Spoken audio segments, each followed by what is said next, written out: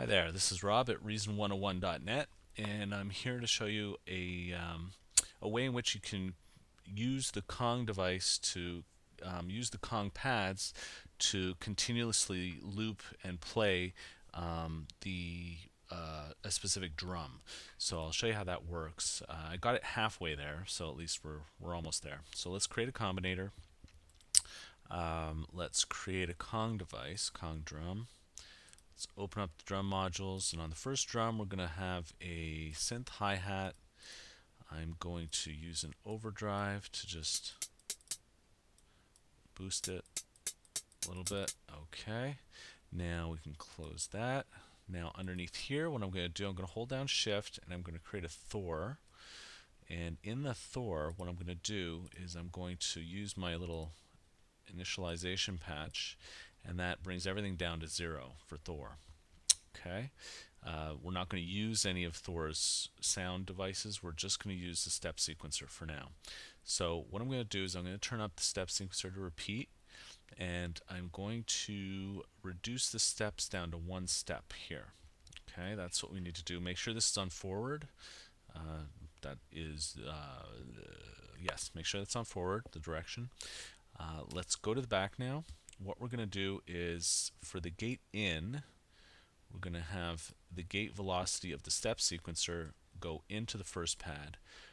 Also, when we hit that first pad, we want that to trigger something, which is what we're going to do with the CV1.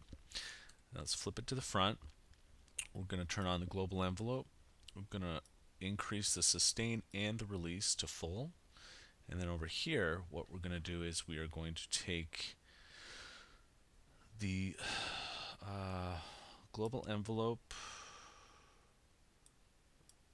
100 to the step sequencer trigger, and we're going to take the CV input 100 to the global envelope gate. Now that will continuously run and continuously trigger this hi-hat. Okay, problem is there's no way to turn it off right now, so let's just click the run button for now, just to turn it off. The next thing we're going to do is we're going to take pad number 2 and we're going to use this as a way to at least temporarily stop this. You can't, or at least I haven't found a way to permanently stop it by hitting that pad, but if we turn it around, what we're going to do is we're going to take the gate 2 out and we're going to send that to the CV2 in. And then what we're going to do is over here, we're going to take the CV input 2, we're going to minus 100 on here, and then this is going to be the global envelope release. I believe that's the release that we want. So now if this continuously goes, nope, sorry. It's not the global envelope release. I stand corrected. It's the global envelope gate. No, it's not that either. Why is it doing this? Sorry. Step sequencer trigger. That's what it is. Yeah, okay. So that's it. Sometimes it's tough to keep these things straight. So now that you've got a way to temporarily stop pad 1, problem is that as soon as you release pad 2, pad 1 is still going. Okay, not necessarily what you want. But there is a way around this, but you're going to have to actually use the button 1 on the combinator. What you're going to do is you're going to take Thor 1, and on button 1, you're going to go down to the sequencer, select the run mode, have this at 0 and 3, and then this becomes a kill switch. Now, I don't remember if... Yeah, okay, this is supposed to be 3, this is supposed to be 0. So that kills it. Okay, so once it's killed, you can still use this, but it's only going to be a single trigger.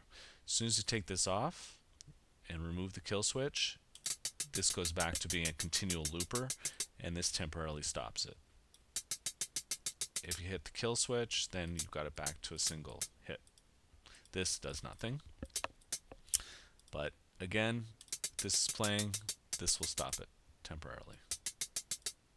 That stops it permanently. So I hope this helps you out a little bit. I'm not sure if this is actually really useful, but I think that it's a nice way to get any kind of drum in that first module to work this way. So you could use a nano sampler, you could use a Nurse Rex loop player, you could use a physical bass drum, whatever you want. Um, it's going to continually go as long as that kill switch is off. It'll continuously beat, and that'll temporarily hold it off. Okay, the other thing you can do, if you want, you can set up this rate knob and the sync on the combinator rotary here. We'll use this to be a rate knob. And this will be, we'll have this be a sync knob or a sync button. So open up the programmer, back into Thor here. We're going to take rotary 4, and we're going to have that be the sequencer synced rate. And also, let's take another instance of rotary 4, and we'll have this be the free rate as well. And then you're going to want button 4 to be the sync.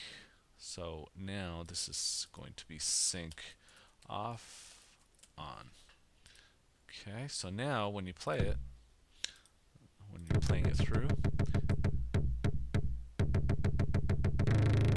this will be the rate.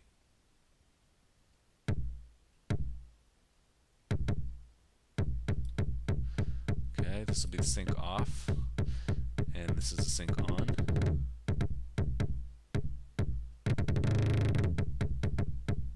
So now the sync is on, I believe.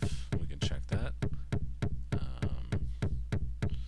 Sync is on. Great. And if we turn it off,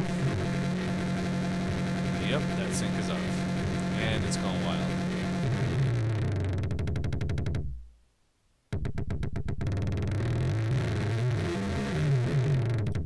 Obviously, you can get a much finer resolution if you have it going freely.